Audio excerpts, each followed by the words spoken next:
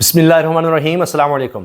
हुकूमत और इसके चहीते chief election commissioner Sikandar Sultan Raja के पास सिर्फ और सिर्फ 48 घंटे बचे हैं। 24 से 48 घंटे 24 से 48 घंटे इनके पास बाकी हैं। और ये बात मैं नहीं कह रहा, ये वो शख्स कह रहा है जो इनके अपने साथ काम कर चुका है। जहांगीर जदून साहब एडवोकेट इस्लामाबाद रहे, एडवोकेट जनरल इस्लामाबाद, जो इस हुकूमत के साथ काम कर चुके, वो कह रहे हैं कि 24 से 48 घंटे हैं, इनको अमल दरामद करना पड़ेगा। जो कुछ सुप्रीम कोर्ट की तरफ से वजाहत आ गई है, ये मखसूस नशिस्तें भी अब देनी पड़ेंगी तहरीक इंसाफ को, वरना देखिए इनके साथ क्या होने जा रहा है। अब इन्होंने बड़ी चालाकी की थी, बड़ी तेजी दिखाई थी कि जी हम तो सुप्रीम कोर्ट को भी काबू करेंगे, हर एक को काबू कर लेंगे, हम आईनी तरमीम ला रहे हैं। अब वो नंबर गेम ही फारिग हो गई है। जिन्होंने लोग तोड़ने थे, जो सिंध हाउस इन्होंने सजाना था, अच्छा वो नहीं सज सका तो लोगों को अगवा करो, पकड़ो, किसी की बीवी बेटी को उठाओ, ये सब कुछ करो, तो वो भी अब जनाब सब कुछ फारिग, क्योंकि अब नंबर गेम से ही कहानी निकल गई है। अब फजलुर रहमान साहब को भी साथ मिला लिया जाए तब भी जनाब ये कुछ नहीं कर सकते, क्योंकि अब 41 के 41 बंदे अचानक एकदम अब तहरीक इंसाफ के हो गए, जिनके बारे में वजाहत मांगी गई थी। ये फैसला आ गया। अब देखिए 24 से 48 घंटे में इस फैसले पर अमल दरामद करना पड़ेगा, वरना तौहीन अदालत लग जाएगी। बड़ा वाज़ेह है, सुप्रीम कोर्ट के सब्र का पैमाना लबरेज हो गया। इन्होंने कोशिश की जजेस को काबू करें, सुप्रीम कोर्ट को काबू करें। जिस तरह हमने तहरीक इंसाफ के खिलाफ जो काम किया है, अब सुप्रीम कोर्ट के जजेस के खिलाफ भी शुरू कर दें। जो हमने इस्लामाबाद हाई कोर्ट के जजेस के खिलाफ किया है, अब सुप्रीम कोर्ट के जजेस के खिलाफ कर दें। लेकिन वो सब कुछ उल्टा पड़ गया। गए थे वजाहत लेने, अब वजाहत इनको बड़ी अच्छी तरह मिल गई है, अब इनको समझ आ गई होगी क्या हुआ है। अभी ये इस झटके से, इस थप्पड़ से, इस स्मैश जिसको कहा जा रहा है, जो लोग इस चीज़ को समझते हैं वो स्मैश्ड का लफ्ज़ इस्तेमाल कर रहे हैं। स्मैश्ड, जो ये वजाहत आई है सुप्रीम कोर्ट की तरफ से, उसको कहा जा रहा है स्मैश्ड।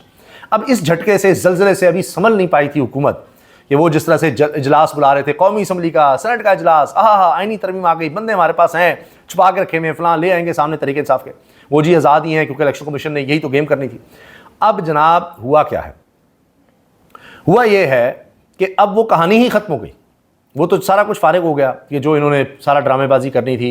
उल्टा इमरान खान साहब ने भी एक बड़ा धचका दे दिया है। अभी ये इससे नहीं संभल पाए थे जो कुछ सुप्रीम कोर्ट ने कहा है वजाहत में। इमरान खान ने भी अगले लाहेमल का ऐलान कर दिया है कि वो नहीं पीछे हटेंगे। वो कह रहे हैं कि अब देखो हम क्या करने वाले हैं। तो चीज़ें आगे से आगे बढ़ रही हैं, हुकूमत को झटके पे झटके लग रहे हैं। और अभी ये आगाज़ है, अभी आप देखिएगा आगे आगे क्या होने जा रहा है। सिर्फ चंद चीज़ें मैं आपके सामने रखूँगा।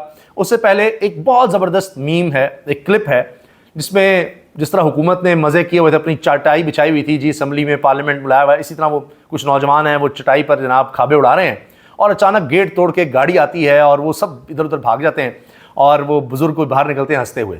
तो इसमें लिखा जा रहा है कि ये मंसूर अली शाह साहब की ज़बरदस्त एंट्री हुई है, वो अमेरिका से आए हैं और ऐसी धमाकेदार एंट्री की है। ये सब तितर बितर हो गए हैं।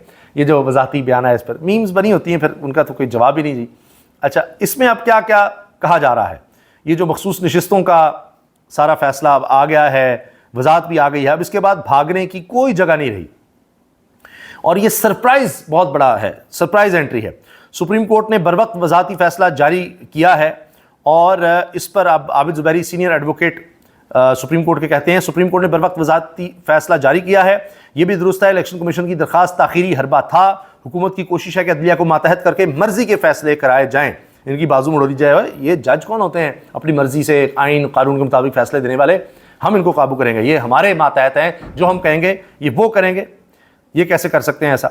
अच्छा, अब जनाब बात तो ये थी कि इन्होंने ये तो मान लिया था फजलुर रहमान साहब के साथ कि एक्सटेंशन नहीं देते हम काजी फाइसा को, वो तो कहानी खत्म हो चुकी थी। मसला था कि मंसूर अली शाह का रास्ता रोकना है। अब इससे नजर आ गया कि जजेस की मेजॉरिटी 8 जजेस इकट्ठे हैं आइन और कानून के लिए और अदलिया की आज़ादी के लिए। अब ये जो चाह रहे थे ना कि मेजॉरिटी हम अपनी ले आएंगे, अपने जज लगाकर सुप्रीम कोर्ट में इनकी तादाद कम कर देंगे, वो भी लाएं, अब आ जाए मैदान में। अब देखिए आगे क्या होता है। इसके साथ जनाब इस बारे में एक और खबर कि अब इनको कौमी असम्बली का इजलास भी मुलतवी करना पड़ गया। अब इजलास ही मुलतवी, छोड़कर भाग जाओ, अब कल देखेंगे, क्योंकि ये खबर ही ऐसी आ गई है कि इनको समझ नहीं आ रही क्या होगा। अब फजलुर रहमान साहब के 8 वोट मिल भी जाएं तो हुकूमत को आईनी तरमीम के लिए मजीद 4 से 5 वोट चाहिए होंगे, जो मैसर आ ही नहीं सकते। दूसरा यह कि फजलुर रहमान साहब के साथ जो डील कर रहे थे, जो चीज़ उनको ऑफर कर रहे थे, वो भी अब नीचे चली जाएंगी। और फजलुर रहमान साहब और गुस्सा करेंगे कि जब जरूरत थी तब तो बड़ी बड़ी ऑफर्स कर रहे थे और हम कम से कम यहाँ तक तो कह रहे थे कि चलो एक्सटेंशन नहीं, मंसूर अली शाह का रास्ता रोकते हैं। अब तुम मायूस होकर बिल्कुल इससे भाग रहे हो, आइंदा मैं तुम पर अब मजीद एतबार नहीं करूँगा, पहले भी तुमने मेरे साथ धोखा किया था। इलेक्शन कमीशन ने खुद बैरिस्टर गौहर की पार्टी चेयर में तस्लीम किया, फैसले में लिख दिया गया है और इलेक्शन कमीशन वजाहत के नाम पर अपनी पोजीशन तब्दील नहीं कर सकता, फैसले में कह दिया है। इलेक्शन कमीशन की तस्लीम शुदा पोजीशन है, तहरीक इंसाफ रजिस्टर्ड सियासी जमात है, अब आप भाग नहीं सकते जनाब। और सुन्नी इत्तेहाद की लिस्ट में जितने भी लोग हैं वो पीटीआई के समझे जाएंगे, बैरिस्टर अली जफर ने कह दिया है इस वजाहत के बाद जो सुप्रीम कोर्ट से आई है, और उन्होंने कहा है कि तमाम अरकान पीटीआई के पार्लिमानी अरकान समझे जाएंगे। ये जनाब अब सूरत हाल है। अच्छा, तफसीली फैसला, तफसीली वजाहत जो है वो मैं पिछले वीडियो में अर्ज़ कर चुका हूँ, वो आप वहाँ से देख सकते हैं, ज़रूर वो वीडियो देखिएगा आप।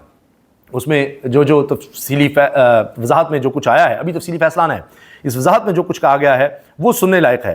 तो पिछली वीडियो में चूँकि मौजूद है, आप ज़रूर उस वीडियो को देखें और फिर आपको भी मज़ा आएगा कि क्या क्या सुप्रीम कोर्ट के जजेज़ ने कर दिया है, क्या कह दिया है, कमाल कर दिया है, बांध दिया है, गर्दन से दबोच लिया है इलेक्शन कमीशन को भी, इलेक्शन कमिश्नर को भी, हुकूमत को भी। अब नहीं हिल सकते, बड़ी वजाहतें मांग रहे थे ना, तो अब अगले प्लान्स भी सारे फारिग हो गए हैं।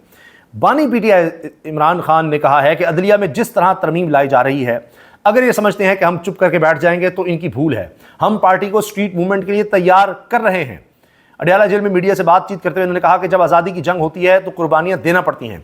जमहूरियत का कत्लेआम हो रहा है, मैं जान की कुर्बानी के लिए भी तैयार हूं, किसी की गुलामी कबूल नहीं करूंगा। ये मुकम्मल तौर पर कौम को गुलाम बनाने जा रहे हैं। स्पीकर की मर्जी के बगैर पार्लियामेंट से लोगों को कैसे उठाया जा सकता था? आज जो हमारे साथ हो रहा है कल इनके साथ भी हो सकता है। जब साफ़ी ने पूछा आपके दौर में भी पार्लियामेंट लॉजेस में पुलिस दाखिल हुई थी, इस पर उन्होंने कहा कि पार्लियामेंट लॉजेस का मुझे मालूम नहीं, लेकिन पार्लियामेंट से आज तक किसी को नहीं उठाया गया। शहबाज शरीफ को मनी लॉन्ड्रिंग केस में सजा होने वाली थी, बाजवा ने इसको बचाया, वरना शहबाज शरीफ पर मनी लॉन्ड्रिंग का साबित शुदा केस था। मनी लॉन्ड्रिंग के केस के अलावा शहबाज शरीफ, नवाज शरीफ और इसहाक डार पर तमाम केसेस पुराने थे। साफी ने पूछा जी राना सनाउल्लाह पर मनशियात का केस आपके दौर में बनाया गया, इस पर उन्होंने कहा कि राना सनाउल्लाह पर एएनएफ एंटी नारकोटिक्स फोर्स ने केस बनाया, इसका सरबराह मेजर जनरल है। मैंने एएनएफ के सरबराह को बुलाया, इसने काबीना को ब्रीफिंग दी। एएनएफ सरबराह ने काबीना को ब्रीफिंग में राना सनाउल्लाह के केस से मुतालिक सबूत पेश किए। केस एएनएफ ने बनाया और इन्होंने ही बताया कि राना सनाउल्लाह से ये मनशियात पकड़ी गई, हमें क्या पता था।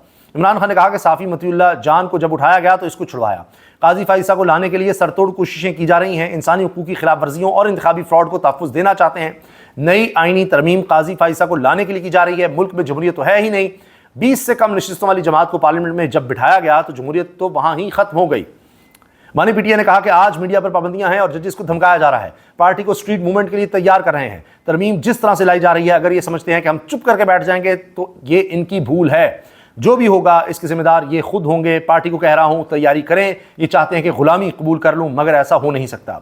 नून लीग और पीपल्स पार्टी सियासत नहीं गुलामी कर रहे हैं। वोट को इज्जत दो का कहकर बूट को इज्जत दी जा रही है। इमरान खान का कहना था कि मुझ पर नई एफआईआर काटी गई है, तो ये हमुदुर रहमान कमीशन रिपोर्ट भी कौम को पढ़कर सुना दें। हमुदुर रहमान कमीशन रिपोर्ट पर अमल कर लेते तो पाकिस्तान कभी मार्शल लॉ न लगता। कुछ भी हो जाए 21 सितंबर को लाहौर में जलसा करेंगे, इजाजत दें ना दें, जलसा करना हमारा जमहूरी और आईनी हक है। 1.5 साल से हमें जलसा नहीं करने दिया जा रहा। अदलिया या तो कह दे कि मुल्क में जमहूरियत खत्म हो गई, इस्लामाबाद में रुकावटें खड़ी की गई, मगर इसके बावजूद लोग निकले। पंजाब क्या पुलिस स्टेट बन गया है जो हमें जलसा नहीं करने दिया जाएगा? तो आप देख रहे हैं कि स्टेटमेंट सख्त हो रही है इमरान खान की। ख़ास तौर पर अभी जब ये फैसला आया है उसके बाद तो इमरान खान तक ये खबर पहुंचेगी, तो फिर देखिए और क्या क्या होता है। और जाहिर है कि सुप्रीम कोर्ट आइन और कानून की मुहाफ़िज़ है, वरना ये हुकूमत तो तुल गई थी कि इसने तो हर सूरत जनाब सारी पामाली करनी है। फैसले हो चुके थे बंद कमरों में और सब कुछ अपने कंट्रोल में लेने की बात थी कि ऐन उस वक्त पर ये जनाब धमाका खेज़ खबर आ गई है और सारे के सारे प्लान्स अब ख़त्म, कहानी ख़त्म हो गई और अभी परेशान फिर रहे हैं कि अब क्या करें। अब अगला प्लान बनाएंगे ज़ाहिर है और अपनी पटारी से कुछ और निकालने की कोशिश करेंगे। कोई नया हरबा होगा, कोई नई बात होगी, लेकिन अब 24 से 48 घंटे में ये काम तो इनको करना पड़ेगा। इस फैसले पर तो अब अमल दरामद के अलावा कोई रास्ता है ही नहीं, ये मैं आपको पक्की बात कर रहा हूँ। और इसमें मैंने आपसे जो अर्ज़ किया ना कि अपने लोग जो इनके साथ काम कर चुके हैं वो इस पर बात कर रहे हैं और वो कहते हैं कि जनाब ये हो ही नहीं सकता कि आप इस पर अमल ना करें और ये मुमकिन नहीं है कि इस पर अमल ना किया जाए और आप कहें कि जी ओहो हम देख लेंगे। क्योंकि इस पर जिस तरह मैंने अर्ज़ किया कि जहांगीर जदून साहब जो इनके साथ काम कर चुके, उनकी भी अब स्टेटमेंट आ गई है। उन्होंने भी कहा है कि इस पर तो अमल दरामद तो करना पड़ेगा और इसके अलावा हुकूमत के पास अब रास्ता नहीं है, इनके पास वक्त नहीं है कि ये इससे भाग सकें। नंबर गेम वाली कहानी भी अब इनकी ख़त्म हो गई है क्योंकि फजलुर रहमान साहब को अब साथ मिलाएं भी तो बात नहीं बनती। जहांगीर जदून साहब एडवोकेट जनरल इस्लामाबाद, ये नून लीग के साथ काम कर चुके हैं, पीडीएम के साथ काम कर चुके हैं, वो वकील क्या कह रहा है? इलेक्शन कमीशन 24 या 48 घंटे में फैसले पर अमल नहीं करता तो तौहीन अदालत होगा। फैसले पर अमल नहीं हुआ तो चीफ इलेक्शन कमिश्नर को तौहीन अदालत नोटिस देना चाहिए। इलेक्शन कमीशन की किसकी हिदायत पर फैसले पर अमल दरामद में रोड़े अटका रहा है? जहांगीर जदून। आप सोचिए ना कि अपने बंदे अब ये बात कर रहे हैं जिनको इन्होंने लगाया। तो जो आप समझे आइन के साथ, कानून के साथ है, ये इसीलिए छोड़ गए थे कि पता नहीं इनके क्या क्या प्लान थे। जहांगीर जदून साहब बड़े अच्छे वकील हैं, अगरचे आप देखिए इनके दौर में वो एडवोकेट जनरल इस्लामाबाद रहे, यानी वफाकी दारुल हुकूमत की हद तक वो सबसे बड़ा वकील सरकारी कह सकते हैं। उन्होंने किस तरह से इनको आड़े हाथों लिया है। इजाज़त दीजिए, अल्लाह हाफ़िज़।